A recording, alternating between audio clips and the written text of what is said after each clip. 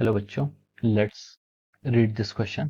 So this question says the velocity of a particle is given by the expression Vx is equal to 3x square minus 4x, where x is the distance covered by the particle. The expression for the acceleration is A is 3x square minus 4x into 6x minus 4. Option B is 6 into 3x square minus 4x. Option C is 6x minus 4 का whole square. Option D is 3x square minus 4x into 6x. तो चलिए अब हम इस question को आगे proceed करते हैं। तो देखिए बच्चों, इस क्वेश्चन का आपका क्या है, की कॉन्सेप्ट क्या होगा। इस क्वेश्चन का की कॉन्सेप्ट देखिए, हमें इस क्वेश्चन में क्या फाइंड आउट करना है। वेलोसिटी का एक्सप्रेशन हमें गिवन है, हमें एक्सेलरेशन को यहाँ पर फाइंड आउट करना है। ठीक है, तो हम लिख सकते हैं कि the key concept of this problem is our acceleration. ठीक है, ये आपका क्या होगा, एक्सेलरेशन इसका की कॉन्सेप्ट है। तो देखिए एक्सेलरेशन होता क्या है।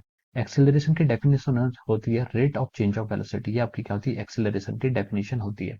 तो देखिए इसमें, ठीक है, लेकिन हम एक्सेलरेशन को एक और तरीके से लिख सकते हैं। ठीक है, यहाँ पर हम क्या कर सकते हैं, अगर dx बाई डी से मल्टीप्लाई करें तो ठीक है, न्यूमरेटर में भी और डिनोमिनेटर में भी हम dx से मल्टीप्लाई करें।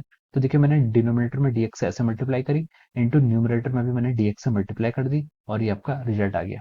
एक्सेलरेशन को हम इस तरीके से भी लिख सकते हैं। ठीक है, अब देखिए यहाँ से हम dx बाई dt ये टर्म को क्या लिख सकते हैं, ये क्या है आपका rate of change of displacement, इसे क्या बोलते हैं, velocity is equal to d v by d x. इस तरीके से हम लिख सकते हैं। ठीक है, तो ये क्या आपके आपके एक्सेलरेशन आ गया। ठीक है, तो हमारा की कॉन्सेप्ट था एक्सेलरेशन, तो हमने एक्सेलरेशन को इस तरीके से डिफाइन किया। Acceleration rate of change of velocity होता है, और हमने एक्सेलरेशन को वेलोसिटी और पोजिशन की टर्म में ही डिफाइन कर दिया है। ठीक है, देखिए अब हम क्वेश्चन में स्टार्ट करते हैं।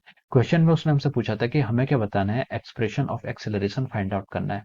तो देखिए एक्सेलरेशन का जो फंक्शन हमें कैलकुलेट करना है, वो हमें एक्स के फंक्शन में करना है, not in the function of time. ठीक है, टाइम के फंक्शन में करना नहीं है, इसलिए हम A is equal to dv by d t को यूज नहीं करेंगे। ठीक है, डीवी बाई डी टी का यूज तब कर सकते थे जब हमें टाइम के रिस्पेक्ट में फाइंड आउट करना था, लेकिन यहाँ पर हमें पोजीशन यानी कि एक्स क्या है, डिस्टेंस के फंक्शन में कैलकुलेट करना है। तो एक्सेलरेशन की जो डेफिनेशन आ गई है, acceleration is equal to v into d v by d x, हम इसका यूज करेंगे। ठीक है, ये आपका एक्सेलरेशन होगा। तो देखिए v आपको क्वेश्चन में गिवन है, v आपको क्वेश्चन में गिवन है, vx क्या है आपका 3x square minus of 4x। Okay, अब देखिए अब हम यहाँ से कर लेते हैं dv बाई डी कैलकुलेट करते हैं। dv बाई डी कैलकुलेट करेंगे तो 3x स्क्वायर का डिफरेंशिएशन क्या होगा आपका, देखिए 3 कांस्टेंट है, x स्क्वायर का डिफरेंशिएशन कितना आएगा x के रिस्पेक्ट में 2x माइनस 4। ठीक है, इसको हम लिख सकते हैं क्या 6x माइनस 4, ये आपका dv बाई डी हो गया। ओके, अब इसको आप एक्सेलरेशन में पुट कीजिए। एक्सेलरेशन क्या आपका v आपको क्वेश्चन में ऑलरेडी गिवन है कितना, 3x का square minus 4x into d v by d x. D v by d x आपने कैलकुलेट कर लिया, कितना है 6x माइनस 4। ये आपका क्या आ गया, एक्सेलरेशन आ गया। ठीक है, तो देखिए ये आपका ऑप्शन ए में आपको यही ऑप्शन बिल्कुल दिया हुआ है। ठीक है, ऑप्शन ए से ही आपका ऑप्शन क्या कर रहा है, मैच कर रहा है।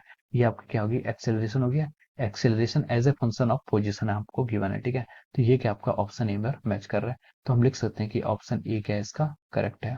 Option A is correct choice of this question. Okay, तो ऑप्शन ए क्या हो जाएगा, इसका करेक्ट आंसर हो जाएगा। So I hope you all understood this concept. All the best and thank you so much.